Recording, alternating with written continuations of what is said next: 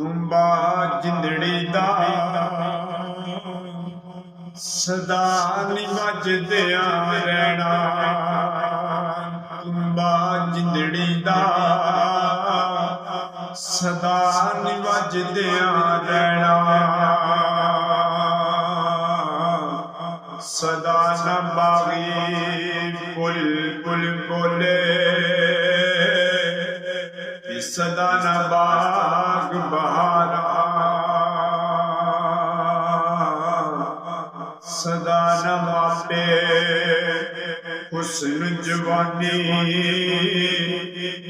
ਸਦਾ ਨਾ ਸੋਬਤ ਯਾਰਾ। ਕੁੰਬਾ ਜਿੰਦੜੀ ਦਾ ਸਦਾ ਨੀ ਵੱਜਦਿਆਂ ਰਹਿਣਾ।